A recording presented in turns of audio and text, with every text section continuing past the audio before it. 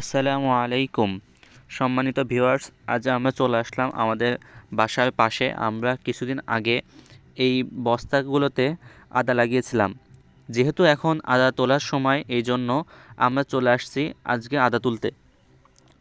তো আমরা পরীক্ষামূলকভাবে 8টা বস্তাতে আমরা আদা লাগাই এবং আলহামদুলিল্লাহ, আল্লাহ তাআলার অশেষ নিয়ামত যে আল্লাহ তাআলা অনেক ভালো ফলন দিয়েছে। আমরা তো মনে করছিলাম যে আদা ভালো হবে না হয়তোবা। এখন দেখছি যে না, আলহামদুলিল্লাহ অনেক ভালো ফলন হয়েছে। তো আপনারাও যদি চান আপনাদের বাসাতে যে কোনো ফাঁকা জায়গায়, যে কোনো ছায়াযুক্ত স্থানেও আদা খুব ভালো জন্মে। এই জন্য আপনারা যে কোনো বস্তাতে মাটি, বালি, ছাই, ধানের চিটা একত্রে মিশিয়ে আপনারা যদি আদা লাগান, তাহলে ইনশাল্লাহ আপনাদের আদায় অনেক ভালো ফলন হবে। দেখতেই পাচ্ছেন আমাদের আলহামদুলিল্লাহ অনেক ভালো ফলন হয়েছে।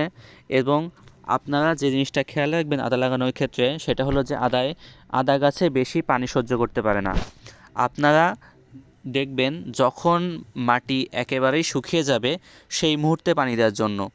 কারণ আপনারা যদি ঘন ঘন পানি দেন, তাহলে দেখা যাবে কি আদার যে মূলটা আছে ওইটা পচে যাবে, যার কারণে আদা গাছ ধীরে ধীরে মারা যাবে।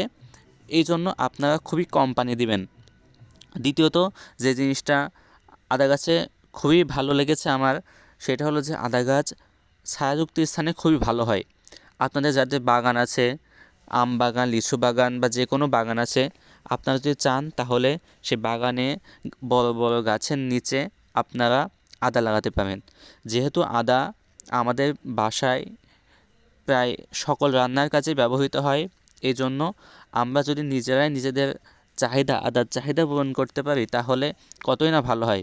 এই জন্য আপনারা যাদের সময় সুযোগ আছে, আদা লাগানোর জায়গা আছে, তারা আপনারা চেষ্টা করবেন যে আপনারা বাসাতে কিছু পরিমাণ আদা লাগাতে। তাহলে কি হবে, আপনারা নিজেই আপনাদের অথেন্টিক আদা পেয়ে যাবেন, যার জন্য আপনাদের বাসায় বাড়তি একটা খরচ কমে যাবে। তো আদা লাগানোর ক্ষেত্রে আপনারা সবসময় মাটিটাকে যে প্রস্তুত করার সময় এই জিনিসটা খেয়াল রাখবেন যে মাটি যেন চেপে না থাকে। চেপে থাকলে আদার ফলন ভালো হবে না, যার কারণে আপনারা তখন ভাববেন যে আদা তো সব কিছুই ঠিক আছে, কিন্তু আদাতে ভালো ফলন হয় নাই কেন। মূলত এই চেপে থাকার কারণে, মাটিটা যদি চেপে থাকে তাহলে আদা ভালোভাবে নামতে পারে না। তো আদা খুবই কষ্ট সহিষ্ণু একটা উদ্ভিদ, কারণ আদা গাছে আপনি যদি পানি নাও দেন তাও অনেক ভালো ফলন হয়। কারণ আমি আমাদের আদা গাছে লাগিয়ে যেটা বুঝতে পারলাম, সেটা হলো যে আদা গাছে সেমন কোনো যত্নই লাগে না। আমি জাস্ট পানি দিছি আর আলহামদুলিল্লাহ এত সুন্দর আদা হয়েছে। তো আপনারা যদি চান আপনাদের বাসাতে কিছু পরিমাণ আদা লাগাতে পারেন। তো আজকে এই পর্যন্তই। আমাদের জন্য সকলেই দোয়া করবেন এবং আপনাদের সকলের জন্য দোয়া থাকলেও। আসসালামু আলাইকুম ওয়া রাহমাতুল্লাহি ওয়া বারাকাতুহু।